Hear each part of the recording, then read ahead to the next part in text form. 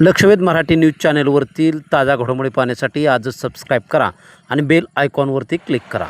करमाळा पोलिसांची मोठी कारवाई। तब्बल 150 प्रतिबंधित टर्मिनी इंजेक्शनसह 2 आरोपी जेरबंद। जिममध्ये जाणाऱ्या तरुणांना लक्ष्य करत बेकायदेशीर विक्रीचा प्रयत्न। 2,09,000 रुपयांच्या मुद्देमालासह बुलेट सायकल जप्त।